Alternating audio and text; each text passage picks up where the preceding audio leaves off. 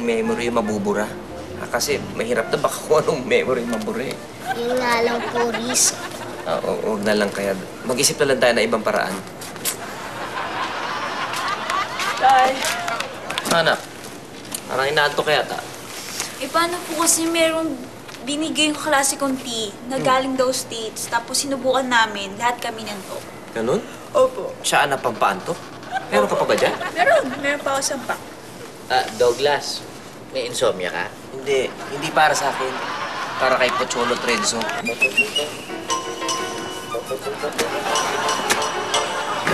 Hey. Kompleto na ba lahat yan? Abay ako naman po. Meron na itong 5 kanin, 6 na longganisa, saka 4 na daing na bangaw. Grabe, ang dami nila ng order. Grabe? Di ba kasi sabi naman nila ang almusal daw ang pinaka-importante? Kaya ayan, grabe! Eh di ibig sabihin mamayang lunch tsaka dinner, konti na sa evening. Grabe! Ano ka? Hindi no? Mas doble dito no? Di ba, Mami? Ano ba? Totoo naman, di ba, Mami? Kahapon ang ulam natin to si... Halika na, umalis tayo. Halika na. Nagugutom na ako. Umalis tayo, halika na. Ay, tama na yan. Nakatulog ba kayo kagabi? Ako hindi. Pakiramdam ko may gumagapang sa bubong ng bahay namin. Mga ahas yun! Sumasalaki na ang mga kampo ni Valentina. Ay, nako, Renzo Pocholo. Ayan na naman kayo, Katrina, my love, huwag kang mag-alala. Hindi naman ako takot sa ahas. Pwede tayo nga po ng tubig. Ako nga rin tayo ng water. Hoy, kayo dalawa. Sino ba si Valentina? Ha? Yung batang may ahas sa ulo po. May ahas ka mo sa ulo? Sigurado kayo? Si Valentina yun? Basta. Chili po. Ay, ano yun? 2 bangus po at saka 2 kanin po. Siya si Valentina. Siya si Valentina. O kaya po siya nakatulban, tinatapan niya po yung ahas sa ulo niya.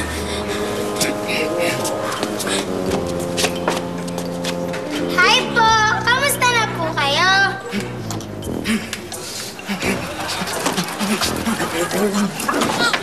Beloy! Aray! Ang bigat niyo po! Aray! Ang bigat na po kayo, Ma'am Beloy! Beloy! Tatay, alam niyo po ba, saya-saya David kahapon?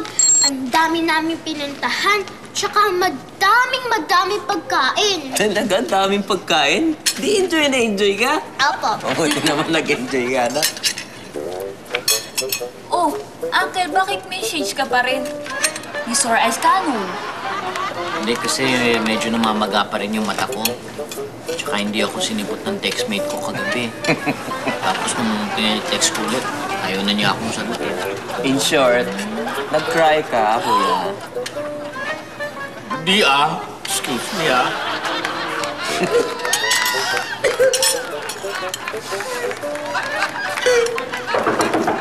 Pasok! Sam! Kailangan namin ng tulong mo! Bakit? Umaatake na ang mga ahas ni Valentina. Kailangan mapigilan mo siya. Sandali, Pocholo Renzo, meron kayong kailangan kay Sam? Opo, kailangan namin ng powers niya para to save the world. Ano? Alam na nila yung powers ni Sam? Tita, dinedeny niyo lang na may powers si Sam. Ay, hindi. Yung powers na tinutukoy ni Rhoda, yung kili-kili powers ni Sam, di ba? Kasi si Sam dati meron siyang, alam mo na, powers sa kilikili. Kaya binili ko siya ng deodorant. Kaya ngayon, wala na siyang powers sa kilikili. Kuya, bakit di mo kaya bigyan ng mainom itong bisita na? Mainom? Something drink. Siyempre, sure. Okay, Kayo naman, powers. Wala. Uy, buti na lang. Yan. Kayo ng iced tea. Iced tea for you.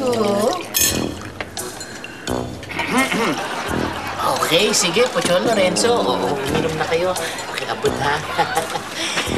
Yan!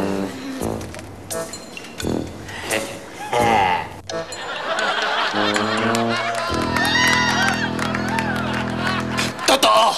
Sinabi ng mga bata! Totoo! Alam mo, hindi totoo si Valentina, kaya lang hindi totoo si Darna. Ikaw, Peloy, ang tanda-tanda mo na, naniniwala ka pa sa mga ganyan. Alam mo ba si Captain Barber lang ang totoo? Dahil gwapo siya! sa akin, maniwala kayo sa akin. Ano ka ba? Talaga ganyan ang itsura mo? Ha? Magkano ba ito? 50 pesos. Yan. Yan si Valentina. Yung ulo niya, puro ahas. Pero ano ka ba? Huwag ka masyadong dumikit. Baka makikita tayo ni Dobby. Magselos yan. Ano ka ba? Totoo sinasabi ko! Huwag kang matakot. Siya si Tina. Hindi siya si Valentina. Oh, nakita mo na? Sabi ko sa'yo eh. Siya ang anak ni Valentina. Ah!